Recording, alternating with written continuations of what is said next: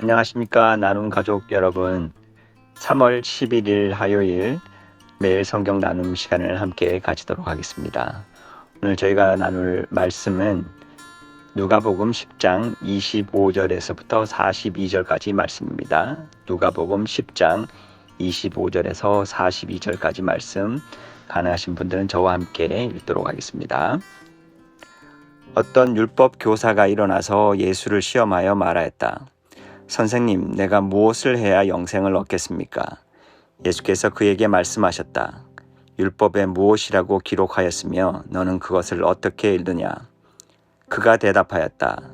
내 마음을 다하고 내 목숨을 다하고 내 힘을 다하고 내 뜻을 다하여 주 너의 하나님을 사랑하여라 하였고 또 내 이웃을 내 몸같이 사랑하여라 하였습니다.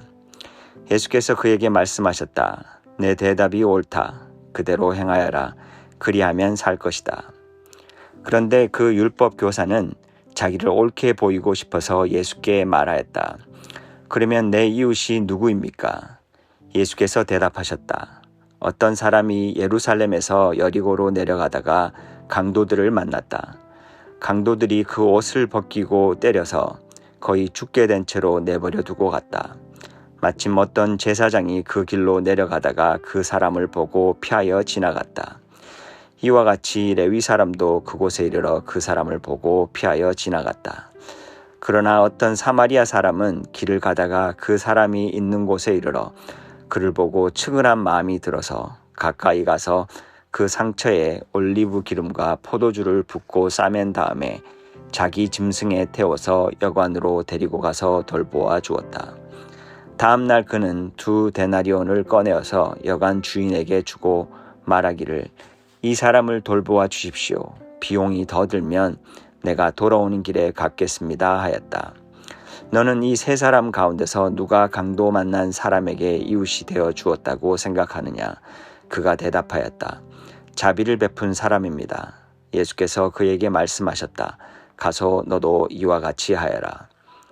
그들이 길을 가다가 예수께서 어떤 마을에 들어가셨다. 마르다라고 하는 여자가 예수를 자기 집으로 모셔들었다.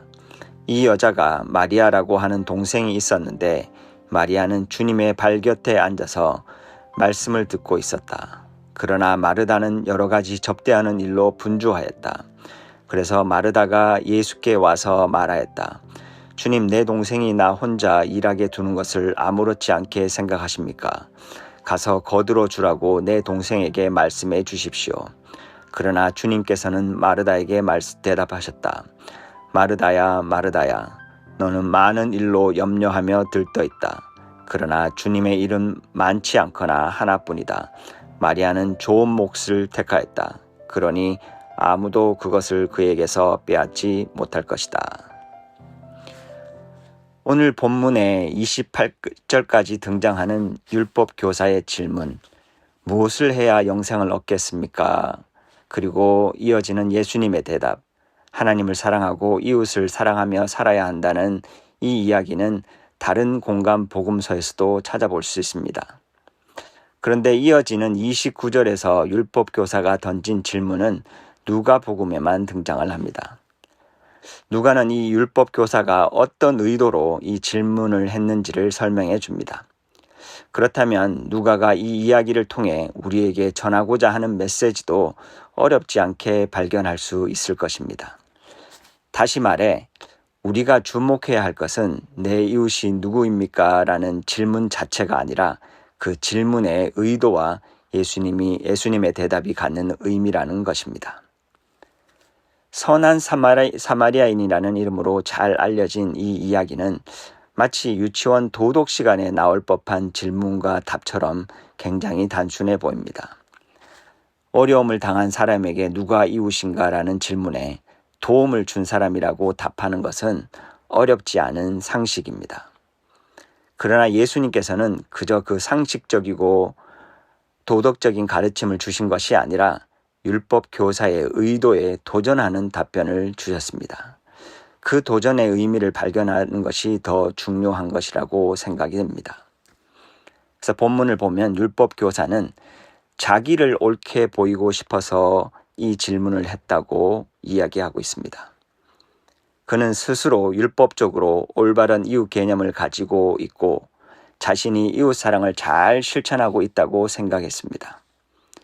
그의 기준에는 이웃은 오직 유대인이었으며 그리고 이웃에게 거짓 증거하지 않고 이웃의 것을 탐하지 않고 이웃의 가축이 웅덩이에 빠졌을 때 도와주는 것 등을 잘 실천하고 있다고 생각했습니다. 결국 그는 나는 영생을 얻을 자격이 있어 확신하며 질문한 것이었습니다. 그러나 예수님의 대답은 율법의 범위를 넘어서는 것이었습니다. 아니 어쩌면 예수님은 야 너희는 율법이 요구하는 것조차도 제대로 실천하고 있지 않아 라고 말씀하신 것 같습니다.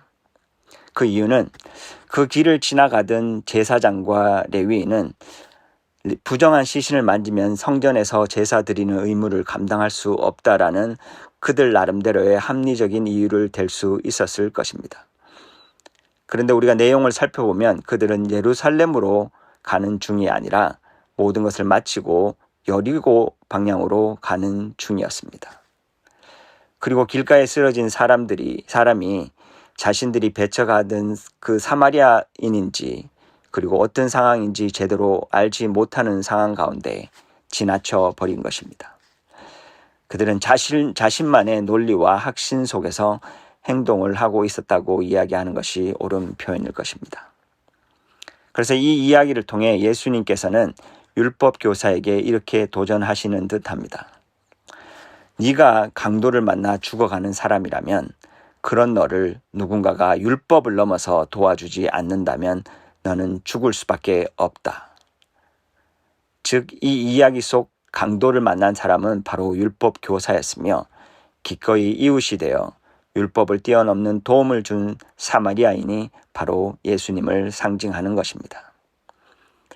그렇습니다. 우리가 생명의 소망을 품고 살아갈 수 있는 것도 예수님의 율법을 뛰어넘는 십자가의 사랑과 헌신이 있었기 때문입니다. 그리고 우리가 영생을 스스로 얻을 수 없다는 사실을 우리는 그것을 통해서 깨닫게 됩니다.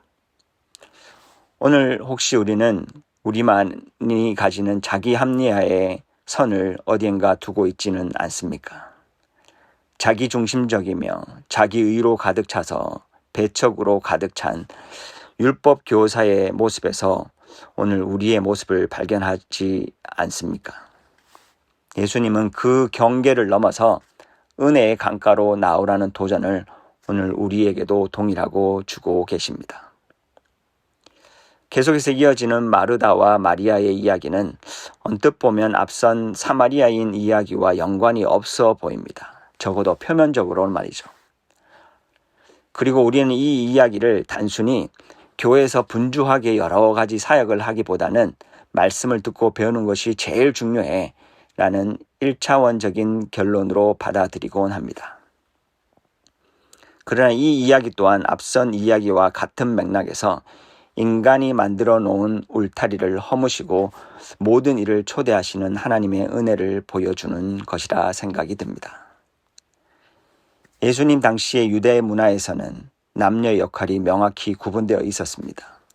남성이 해야 할 일과 여성이 해야 할 일이 따로 정해져 있었고 당시의 문화적 종교적 기준으로 보면 마리아는 언니를 도와 손님을 접대하는 것이 옳았습니다.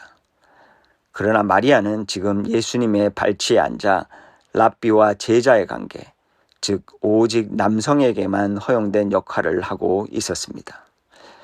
마르다의 입장에서 볼 때 동생 마리아는 넘지 말아야 할 선을 넘어버린 것입니다. 그러나 예수님께서는 그 경계마저 허무셨습니다. 세상의 기준으로는 자격 없는 자를 가장 가까운 자리로 초대하시며 복음의 능력과 참된 하나님 나라의 모습을 보여주신 것입니다. 다시 한번 누가는 이 이야기를 통해 율법을 넘어서서 우리에게 보여주시는 하나님의 사랑의 깊이를 우리 독자들에게 전하고 있다는 것입니다. 우리 모두는 하나님 앞에서 자격 없는 자라는 사실을 먼저 깨달아야 합니다. 우리는 스스로 영생을 누릴 수 없는 존재임을 알아야 합니다. 누군가가 넘을 수 없는 경계를 먼저 넘어와 우리를 품어주지 않는다면 우리는 결코 생명의 소망을 가질 수 없다라는 것입니다. 오늘도 그 경계를 허무시고 먼저 다가와 주신 예수님의 사랑과 은혜에 감사하며 살아가는 그런 하루가 되시기를 소망합니다. 함께 기도하시겠습니다. 하나님, 오늘도 당신의 은혜와 사랑에 저희들이 다시 한번 감격합니다. 자격 없는 우리를 위해 선을 넘어서 먼저 다가와 주시고 영생과 하나님의 나라의 영광을 허락해 주심에 감사함을 드립니다. 우리가 자기의와 자기에 빠지지 않고 이 그리스도의 헌대와 포용을 실천하며 이웃의 지경을 넓혀가는 삶을 살아갈 수 있게 하여 주시옵소서. 그렇게 살아갈 수 있는 힘과 지혜를 오늘도 허락해 주시기를 바라며 예수님의 이름으로 기도합니다. 계속해서 저희들 지체 가운데 공동체 가운데 중보가 필요한 자들 위해서 기도하시고 또 여러분의 기도를 이어가시는 시간을 가지도록 하겠습니다.